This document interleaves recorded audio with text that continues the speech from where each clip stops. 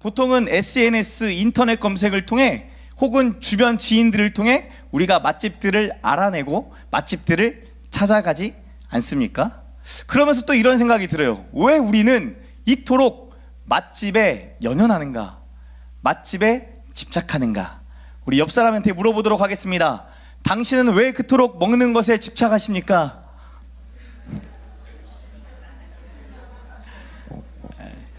또 집착 안 하시는 분들도 계시죠? 왜 우리는 이토록 먹는 것에 집착할까? 한번 생각해 보면 그 이면에 우리에게 손해보기 싫은 마음이, 욕구가 있다라는 것을 알 수 있습니다. 어떤 분이 이런 글을 쓰셨어요. 요즘 100만 년 만에 책을 읽으면서 정말이지 인생 절반 손해봤다라는 것을 온몸으로 느끼고 있다. 왜 그런가 해서 제가 읽어봤더니 자기가 시행착오를 겪으면서 있었던 일들이 이미 이번 100만 년 만에 읽은 이 책에 다 나와 있더라는 거예요. 그러면서 내 인생 절반이 손해봤다. 이미 이렇게 적혀져 있던 것을 왜 내가 읽지 않아서 누리지 못했을까라는 말을 남깁니다. 최근 인생 절반을 손해봤다라는 생각이 드신 분 계신가요? 인생을 살아가면서 손해를 보고 있다라는 느낌이 우리의 삶 가운데 자주자주 찾아옵니다. 시간이, 돈이, 감정이, 지식과 젊음을 비롯한 많은 것들을 우리가 손해보고 있고 인생을 낭비하고 있다라는 생각이 들기도 합니다. 그러다 보니 우리가 사는 삶이 어찌 보면 손해보지 않으려고 발버둥치고 노력하는 삶을 살고 있는지도 모르겠어요. 손해보는 인생 어떻게 봐야 할까요? 정말 그 손해가 내가 생각했던 손해일까요? 오늘 말씀을 같이 살펴보면서 같이 질문해 보기를 원합니다. 지난주까지 베드로를 죽이려고 했던 한 헤롯의 계략이 하나님의 개입을 통해 수포로 돌아갔다라는 이야기를 나눴습니다. 베드로는 잡혀있던 감옥에서 기적과 같이 풀려나게 되었고 하나님의 기적과 은혜로 성도들이 기도하고 있던 마가의 다락방에 이르게 됩니다. 돌아온 베드로는 하나님이 하신 그 위대한 일, 위법이 아닌 위대한 일을 하나씩 하나씩 전하며 형제들에게 이 말을 전하라. 자신이 겪어왔던 일들을 너네가 듣지만 말고 전하라 하고 다른 곳으로 떠났습니다. 베드로를 죽이려고 했던 헤롯은 하나님의 심판을 받아 벌레에게 잡혀 먹혔다, 죽었다라고 성경이 기록합니다. 이 모든 일로 인해 사도행전 12장 24절에서는 하나님의 말씀은 흥왕하여 더하더라 라고 말합니다. 마치 맛집에 초대하듯이 하나님의 말씀이 흥왕하는 현장을 사도행전의 저자인 누가가 기록하고 있고, 더 나아가 여러분도 저도 깨달아 알기 원하는 것 같습니다. 하나님이 말씀이 흥왕하는 또 다른 현장, 바로 오늘 본문에 나와 있는 안디옥 교회를 열심히 세워갔던, 1년 동안 최선을 다해 섬겼던 바나바와 사울의 이야기로 다시 초대합니다. 우리 12장 25절 말씀 함께 읽겠습니다. 시작. 바나바와 사울이 부조하는 일을 마치고 마가라 하는 요한을 데리고 예루살렘으로 돌아가니라. 그리고 오늘 본문 1절에 안디옥 교회로, 그들이 돌아온 현장인 안디옥 교회로 우리의 시선을 향하게 합니다. 1절 말씀 읽겠습니다. 1절 말씀 시작.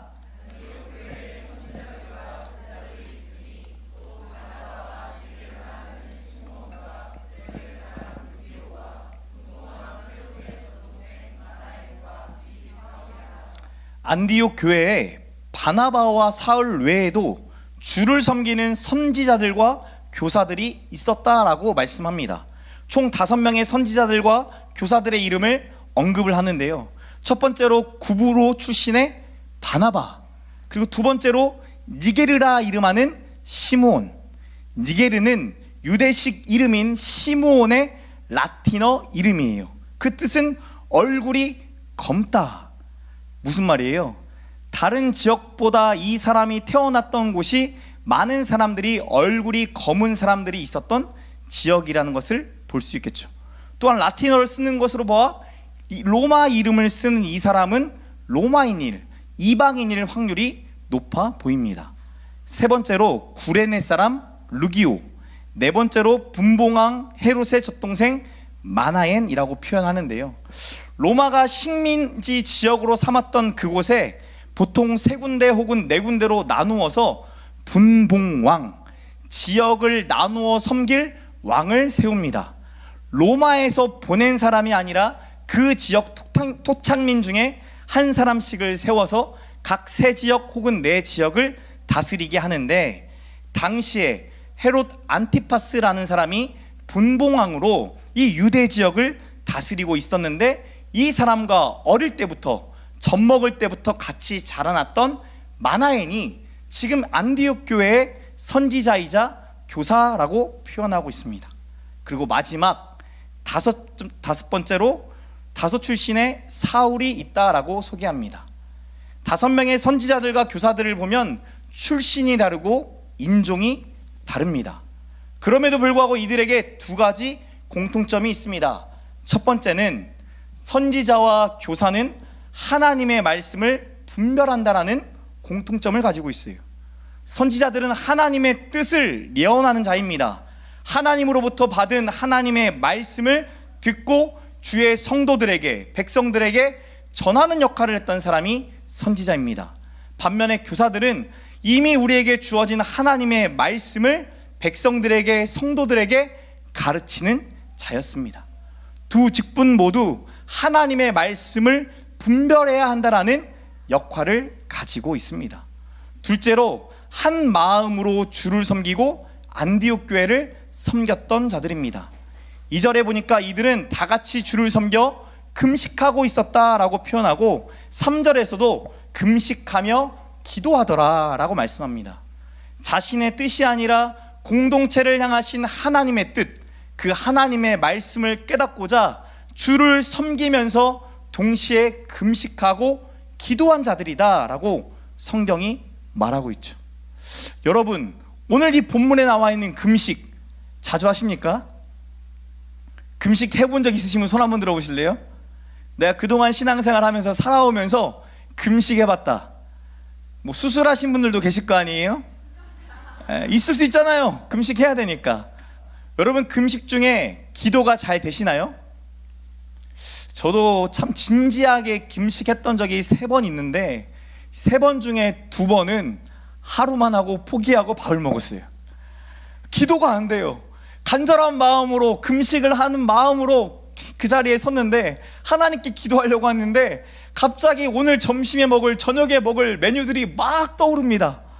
금식을 할 수가 없어요. 너무나 먹고 싶어서. 참, 인간의 의지가 이것밖에 안 되는가, 나는 동물인가 라는 생각이 들 때가 있는데요, 간절한 분들은 그 중에서도 다릅니다.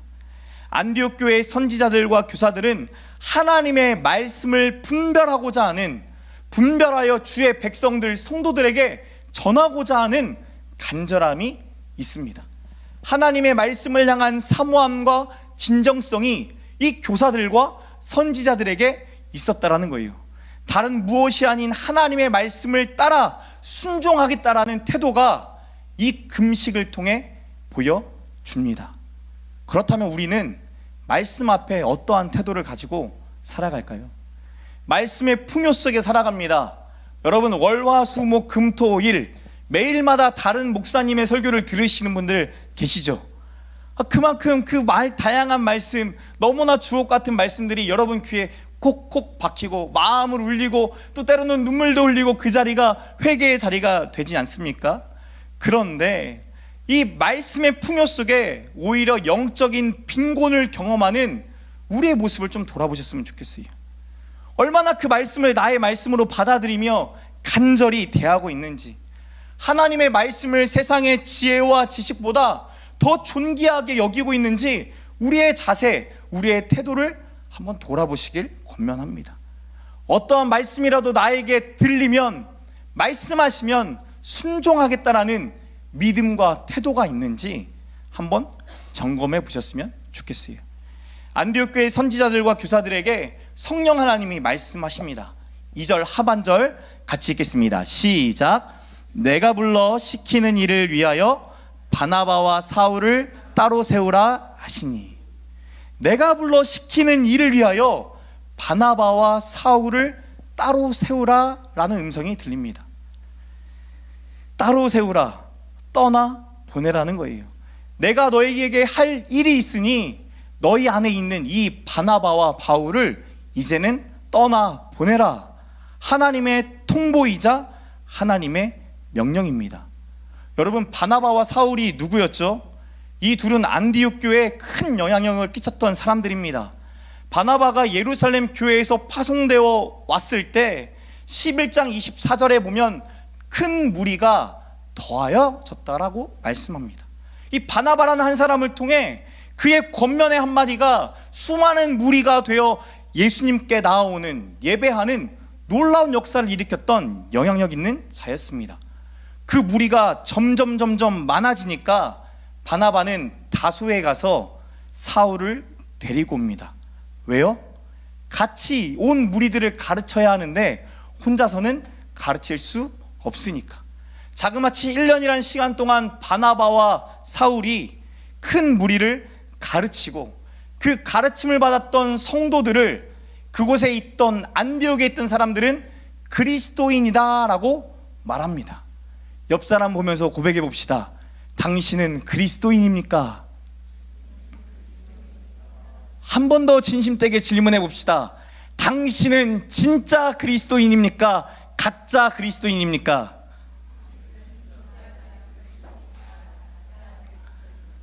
이러면 또 마음에 약간의 찔림이 있어요. 제가 찔리게 하려고 하는 의도는 아닙니다. 그러나 한번 생각해 보자고요. 그 사람들에게 없었던 별명이 생겨났습니다. 그들의 특징과 정체성이 무엇인지를 이 그리스도인이다라는 단어가, 예수를 따르는 자들이다라는 뜻을 가진 그리스도인이 보여주고 있습니다. 바나바와 사울의 가르침이 안디옥 교회 성도들에게 영향을 미쳤고, 이전과는 구별된 전혀 다른 라이프 스타일, 생활 양식을 가지고 살아가는 자들이 됐다라는 거예요. 그 대표적인 예가 큰 흉년으로 모두가 굶주려 할 그때에 이제 1년밖에 되지 않은 교회가 예루살렘 교회에 부조를 합니다.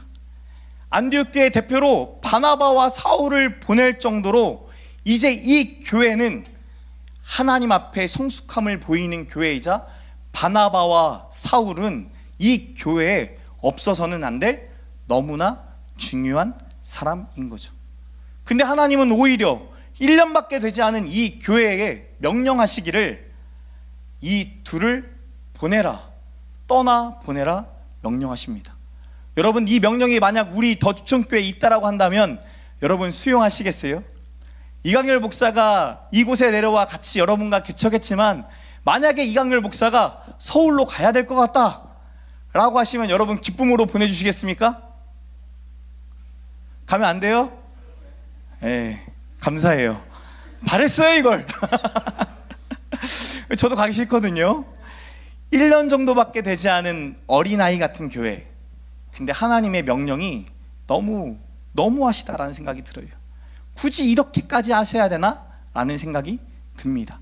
그러나 그 하나님의 명령을 뒤바꿔서 생각해 보면 안디옥 교회에 영향력 있는 바나바와 사울만 있는 것이 아니라 선지자들과 교사들이 세워질 만큼 성장과 성숙이 일어나고 있다는 것을 말씀해 주고 있어요.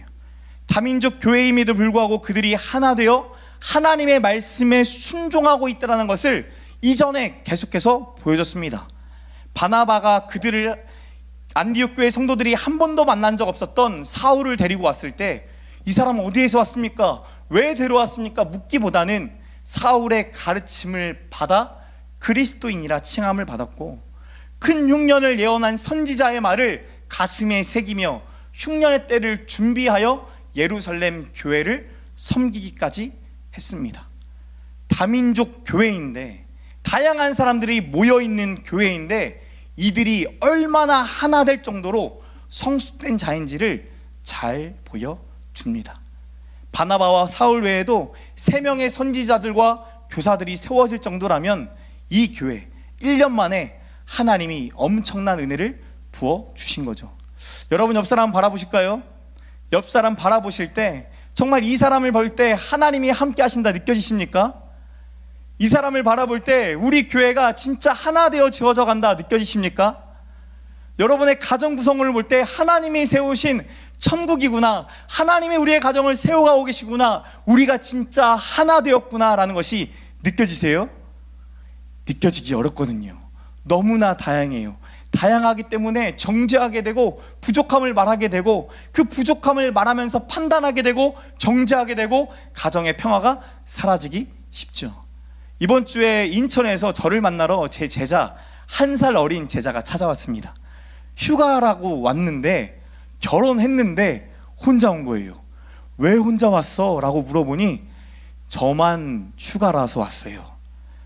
그리고 난 다음에 이후에 이렇게 말합니다. 근데 목사님, 3년 만에 혼자의 시간을 갖는데 너무 행복하네요. 우리들의 마음이 아닐까? 우리의 마음을 대변하는 것은 아닐까? 하나이면서도 하나 되는 게 너무나 어려운 것이 가정이고 교회인데, 안디옥 교회는 하나 되어 있는, 성숙되어지고 성장하고 있는 모습을 잘 보여줍니다. 오늘 본문에서도 잘 나타나요. 성령의 말씀, 그 명령을 들었습니다. 그랬더니 이들이 3절에 뭘 하죠? 다시 금식을 하고 기도를 합니다. 이전에 금식하던 가운데 성령의 음성을 들었는데 듣고 난 이후에도 뭐 했다고요? 또 금식하고 또 기도해요. 그들이 얼마만큼 하나님 앞에 진중되고 신중하게 하나님의 말씀을 받고 있는지를 우리에게 잘 보여줍니다. 짧은 기간이었지만 안디옥 교회는 교회가 어떠해야 하는지, 교회의 성도와 지도자들이 어떠해야 하는지 그 교회다움을 잘 보여줍니다. 저도 이 안디옥 교회를 닮아가는 교회가 되기를 하나님께 기도하며 전주에 내려왔습니다. 성경적으로 쓰여진 이 교회처럼 예루살렘 교회와 안디옥 교회 같은 교회가 전주 땅에 꼭 세워져야 된다는 믿음을 가지고 내려왔어요. 그래서 처음부터 주변을 돌아보자, 섬기자, 나누자, 함께하자 결단했습니다. 근데 여러분, 이게 쉬워요, 어려워요? 뭐가 있을 때 주는 거는 쉽죠? 뭐가 없을 때 주는 거는 솔직히 후덜덜합니다. 그래서 매일 아침 저녁 뭐를 봐요? 계좌번호를 봐요. 통장에 들어가서 얼마가 찍혔는지 확인하게 되는 연약함이 제 안에도 있어요. 그런데 4월에서 5월, 6월 웰컴 처치가 더총교회가 했던 사역들을 돌아보는 웰컴 페이퍼 월간지를 만드는데요, 마음이 뭉클해져요. 우리가 얼마나 많은 사역을 했는지 한 페이지로는 감당이 안 되고 2페이지 혹은 더 그 이상의 페이지가 필요한데 그 2페이지로 요약을 하는데, 많은 사역을 했다라는 것보다 이 모든 사역 가운데 얼마나 많은 성도들이 섬김으로 함께하고 있는지를 보게 하세요. 우현 지사님이 이번에 MT 다녀오시면서 저에게 이런 말씀 하셨거든요. 만경수련원의 우리 교회 사이즈보다 넓은 주방을 바라보니까 너무 행복하더래요.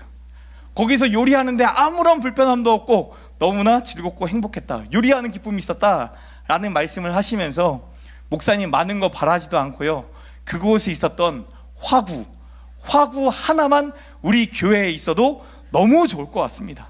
성도들에게 맛있는 밥과 반찬을 제공할 수 있을 것 같습니다.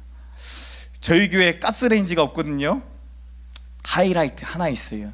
하이라이트 하나로는 요리가 안 되니까 저희 성도들이 집에 있던 휴대용 버너들을 가지고 오기 시작합니다. 가지고 와서 자신들의 가지고 온 버너들을 놓고 가져가지는 않아요. 왜? 매주 교회에서 밥을 먹어야 되니까. 자신들이 놀러 갈 때만 잠깐 가져갔다 다시 갖다 놔요. 마치 제 거인 것 마냥, 교회 거인 것 마냥. 그렇게 열심히 섬겨주세요. 이뿐만 아니라 각자 여러 가지 모양으로 청년들은 부족한 라면들을 매주 채워넣습니다. 이게 쉬운 일인가요?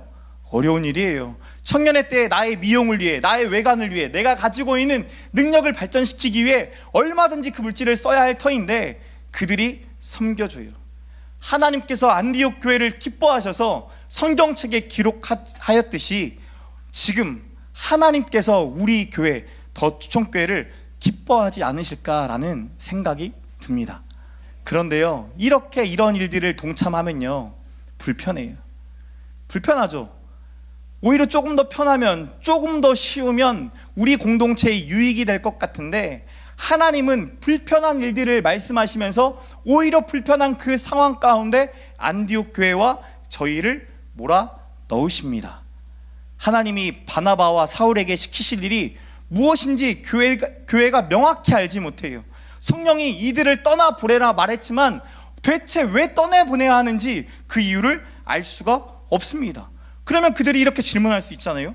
교회를 세우는 것보다 더 우선시되는 일이 있습니까? 교회를 세우는 그것보다 더 중요한 일이 있습니까? 질문할 수도 있잖아요. 왜? 내 눈에 손해가 보이기 때문에, 손실이 보이기 때문에.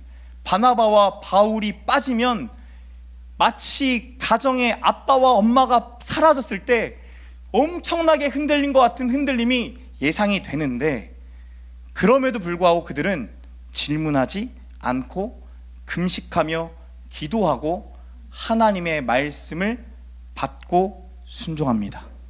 그래서 3절에 두 사람을 안수하고 보냈다라고 말씀을 해요.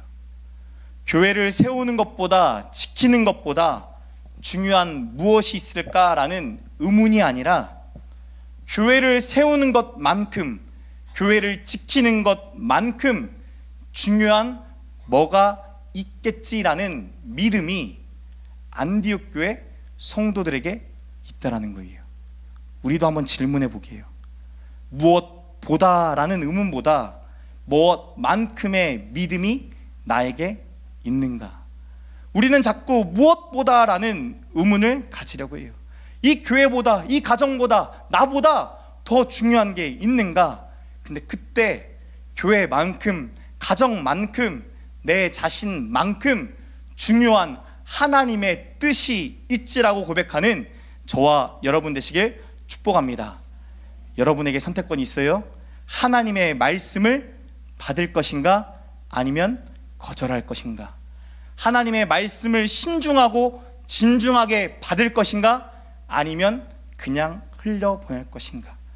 말씀의 풍요성에 여러분, 많은 말씀을 듣는 것도 좋지만 그 말씀이 그저 흘러가기 시작한다라고 한다면 저희는 종교인이 되기 쉽고, 어느 순간 하나님이 이렇게 하시겠지라는 믿음보다 하나님께 갖는 의문이 많아질지도 몰라요.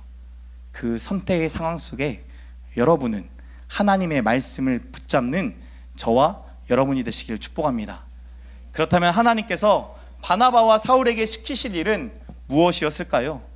교회와 성령의 보내심을 받아 바울과 바나바가 실리기아에 가서 배를 타고 구브로라는 섬에 도착을 합니다. 사진 한번 볼게요. 띄어지나요?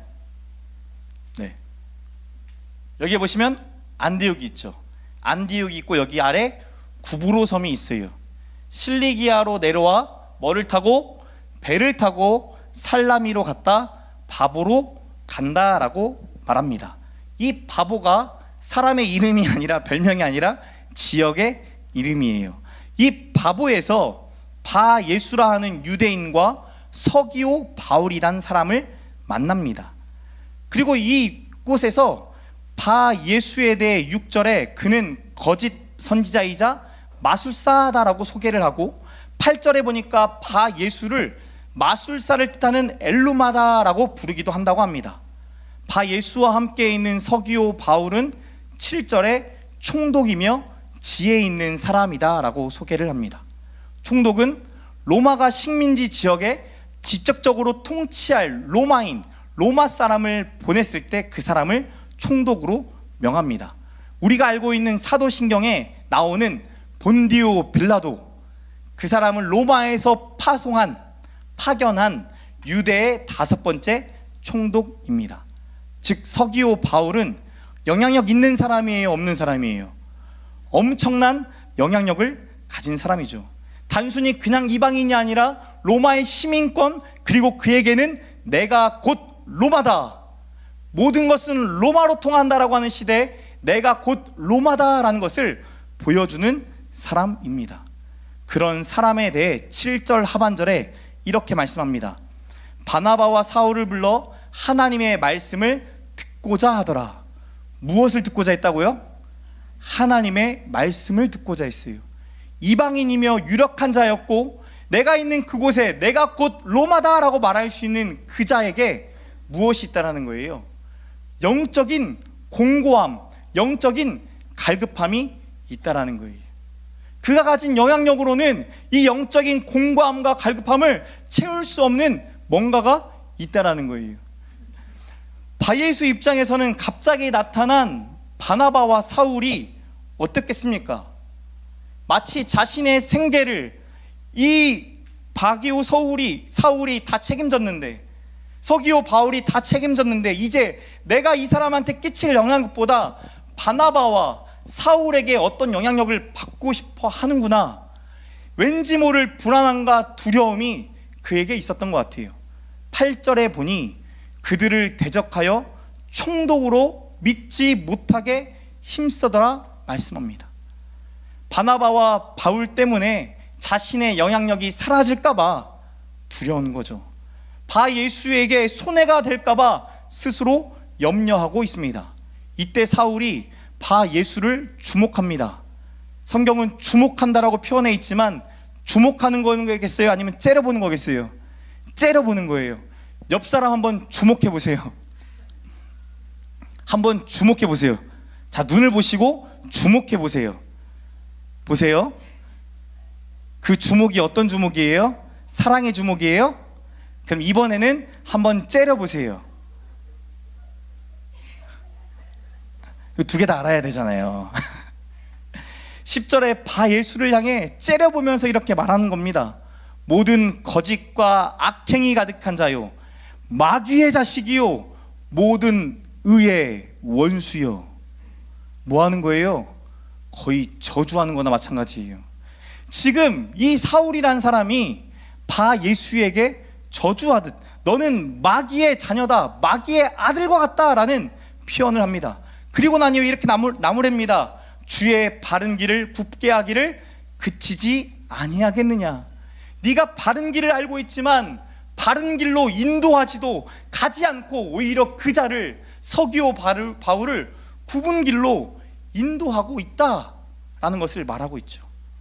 바예수가 서기오 바울을 인도하고 있지만, 영적인 갈급함을 채워주는 것처럼 보여주지만 정작 자기 자신은 말씀으로 양육되어야 될, 인도되어야 될 자라는 것을 발견하지 못하고 있어요. 바예수와 바울은 똑같이 사람의 어두움을 본 자인 겁니다.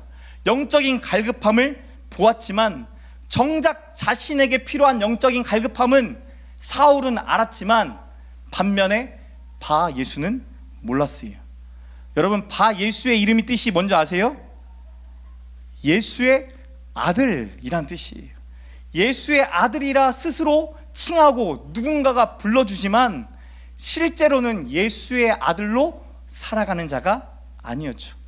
예수의 아들로 살아갈 기회가 지금 눈앞에 펼쳐져 있습니다. 서기오 바울처럼 하나님의 말씀을 듣고자 하는 갈급함이 그에게도 있었다라고 한다면 그는 그 자리에서 구원을 받고 하나님의 놀라운 일들을 펼칠 자였습니다. 그런데 그에게 그 기회가 보이지 않아요. 그에게 뭐만 보여요?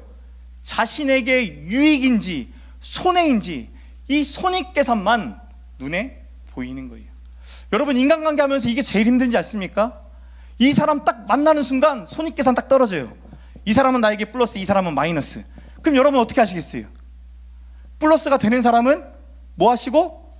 계속 플러스 하시고, 마이너스가 되는 사람은 어떻게 하시고? 계속 쳐내시고. 누군가를 만날 때 누군가가 나를 플러스 마이너스로 평가한다라고 한다면, 만약에 내 자녀를, 내가 주옥같이 아끼는 내 자녀를 그들이 플러스로 마이너스로 평가하고 대한다고 한다면 여러분 어떻게 하시겠어요? 근데 우리가 그러기 쉽죠. 정작 자신에게 얼마나 손해가 되는지 그 손해를 따지다 보니 나에게 돌아올 유익이 보이지 않을 때가 있어요. 구원받아 진짜 예수의 아들이 될 수 있는 기회가 있는데 영원한 생명을 얻을 뿐만 아니라 이 땅에서부터 하나님의 나라를 누릴 기회가 주어졌는데 바 예수가 보지 못하죠. 그 바 예수를 바울이 심판합니다. 11절 말씀 함께 읽겠습니다. 11절 말씀 시작.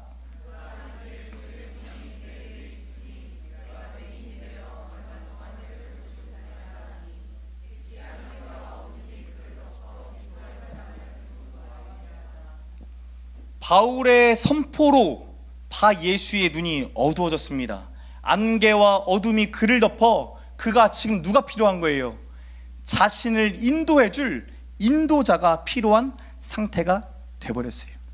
총독을 인도했던 자였는데 이제는 인도함을 받는 신세가 되어버렸어요.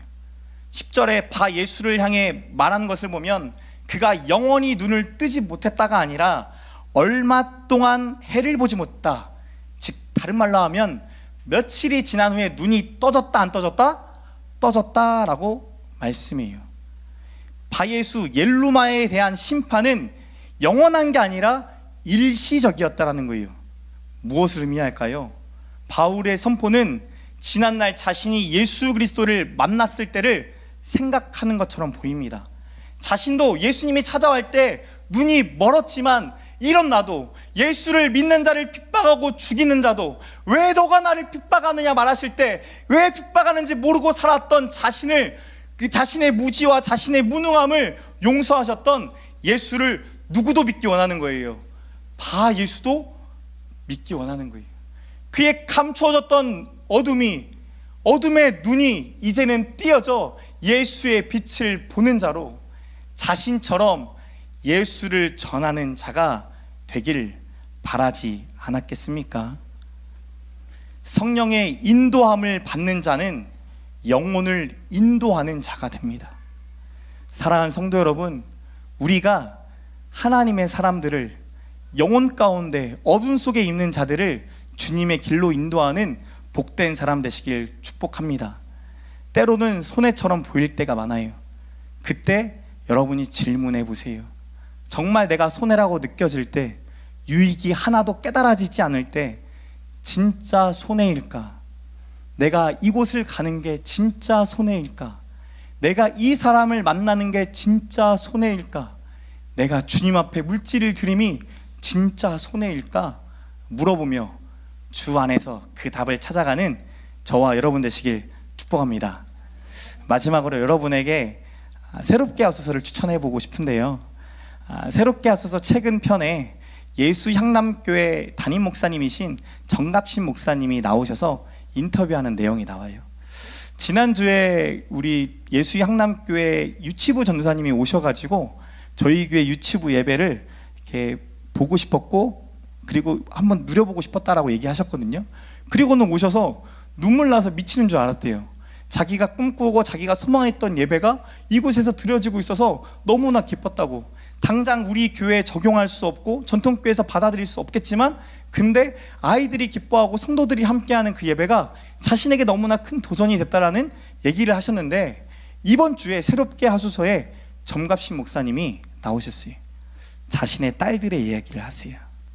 3명의 딸들 중에 하나는 딸이고 하나는 항상 싸우는 파이터였고 하나는 계집애였다. 무슨 뜻이에요? 둘째와 셋째 때문에 참 많이 신음하는 시간이 있었고 그 신음하는 시간 속에서 어찌할 바 몰라 발버둥 치고 있는데 둘째 딸이 하나님이 주신 말씀, 나는 그 자녀를 사랑하라고 너에게 보냈는데 왜 사랑하지 않고 있냐 라는 마음 하나님 주셔서 하나님 제가 사랑해 볼게요 의지로 결단했더니 그 딸이 변화되기 시작하고 사모가 되었다라고 간증하세요.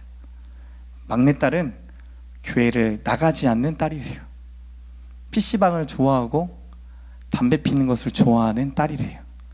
이제 25밖에 되지 않았는데 목사의 딸이 교회를 안 나오면 성도들이 어떻게 생각할까요? 온 성도가 함께 그 딸이 교회에 나오기를 기도했대요. 여러분 받아들여지세요. 이게 만약에 저희 창조 태양이가 교회에 나오지 않고 PC방에 항상 처박혀 있고 담배 피고 있고 일진으로 살아가면 여러분 받아주시겠어요? 아무도 모르잖아요. 받아주셨으면 좋겠어요. 왜냐하면 그 딸에게도 최근에 하나님의 놀라운 역사가 일어나서 보이스피싱에 연루가 되고 감옥에 갈 수 있는 상황이 펼쳐지니까 누구를 찾게 돼요? 예수님을 찾게 돼요. 엄마애가 권면하시죠. 새벽 예배에 가서 기도하지 않을래? 새벽 예배 나가기 시작하고 수요 예배 나가기 시작하고 금요 기도회를 나가고 나가지 않았던 청년부를 나가고 대예배를 드린대요. 그 딸이 최근에는 담배를 끊는 놀라운 역사도 일어났대요. 아빠 카드를 가지고 몰래 편의점에 가 리스트가 남기지 않도록 결제를 한 다음에 담배를 몰래 피웠는데 그날 큐티했던 말씀이 잠언에 정직이라는 단어가 확 떠오르대요. 내가 하나님 앞에 정직하지 못했구나. 어떻게 했겠어요? 아빠한테 전화하면서 정직하지 못했던 것을 이야기하는 거예요. 아빠, 내가 담배 폈어. 담배 폈는데 미안하고 죄송해요. 근데 어떻게 하셨겠어요? 이전에는 이게 안 됐대요. 근데 하나님의 말씀이 자기에게도 임하니까 그 딸을 기다리게 되고 자퇴한 딸을, 부족한 딸을, 세상에서 평가받기에 충분한 딸을 수용하게 되고 사랑하게 되더래요. 사랑하는 성도 여러분, 하나님이 우리를 인도하고 계세요. 성령 주세요. 성령 하나님이 우리에게 인도하고 계세요. 때로는 그 인도하심이 잘 믿어지지 않고 잘 깨달아지지 않고 보여지지 않을 때도 있어요. 근데 우리가 말씀을 하나님 앞에 진중하게 받아보셨으면 좋겠어요. 어떠한 말씀이라도 나에게 찾아오는 그 말씀을 아멘으로 화답하며 고백해 볼 수 있는 하나님의 사람들 되시길 축복합니다. 그때는 손해처럼 보여요. 왜 바나바와 바울이 떠나야만 하는지 이해가 되지 않아요. 근데 우리는 알고 있잖아요. 그들이 떠남으로 인해 유럽이 복음이 전파가 됐고 이 전파된 복음이 아메리카를 넘어 인도와 한국에까지 전파되는 것. 수많은 선교사들이 자신의 목숨을 내놓으면서 우리의 생명을 살리고자 필리핀에도 이 한국 땅에도 이 전주 팔복교회를 비롯한 전주 땅에도 찾아왔었어요. 그들이 찾아와 그들의 목숨을 내어주고 자신의 자식들을 내어주면서까지 우리에게 생명을 얻고자 너희에게 임한 이 생명의 말씀이 꼭 너네에게 필요한데 이 말씀 붙잡고 살아가길 바래 라고 권면했어요. 사랑하는 성도 여러분, 우리에게 선택권이 있습니다. 하나님의 말씀을 진심으로 받아들일지 아니면 이 말씀을 거부할지. 오늘 저와 여러분은 하나님의 말씀을 받는 자 되셨으면 좋겠어요. 생명을 살아나게 하는 자 됐으면 좋겠어요. 누군가를 보고 판단하고 정죄하는 자가 아니라 나도 어둠 속에 있었던 것처럼 그들도 어둠 가운데 있구나 불쌍히 여기며 긍휼히 여기며 그들에게도 주의 복음이 들어가기를 바라는 바울의 마음이 우리의 마음이 되기를 축복합니다. 그래서 저는 이 성촌동 땅을 위해 여러분 기도해 주셨으면 좋겠어요. 여러분의 가정의 구성원들을 위해 기도해 주셨으면 좋겠어요. 남들이 아무도 주목하지 않고 남들이 판단할 수밖에 없는 가정과 교회와 지역과 상황 속에 살아가지만 하나님은 여기에 있는 우리를 통해 하나님의 놀라운 일을 하시기 원하세요. 사울이 바울이 되는 놀라운 기적을 우리에게 보여주세요. 생명을 걸고 죽이려고 하던 자가 이제는 생명을 낳는 하나님의 파수꾼이 되게 하셨어요. 사랑하는 성도 여러분, 저와 여러분에게 이미 주의 말씀은 선포되었습니다. 여러분에게 이미 주어졌는데 우리가 받지 않기 때문에, 믿지 않기 때문에 경험되지 않는 것처럼 보여져요. 하나님은 이미 역사하고 계시고 일하고 계시는데 우리가 그 말씀을 믿지 못하니까 하나님 진짜 함께 계신가? 하나님이 계시면 왜 이러실 수 있는가? 묻기만 시작하죠. 아니요, 하나님 이미 함께 하셔서 여러분에게 말씀하시고 여러분의 삶 가운데 일하고 계세요. 감사한 것 꼭 한 가지씩 가정 안에서 고백하기를 바랍니다. 감사의 고백을 통해 하나님이 우리의 가정을 함께하고 계심이, 나와 함께하고 계심이, 누군가를 보면서 누구보다 잘 살아야지, 누구보다 더 먹어야지, 누구보다 행복해야지가 아니라 나만큼 하나님의 은혜가 풍성한 곳이겠구나, 우리 교회만큼 하나님의 도움이 필요한 곳이겠구나, 내가 생각보다 더 크신 하나님의 뜻이 분명히 있겠구나 발견하는 저와 여러분 되시길 축복합니다.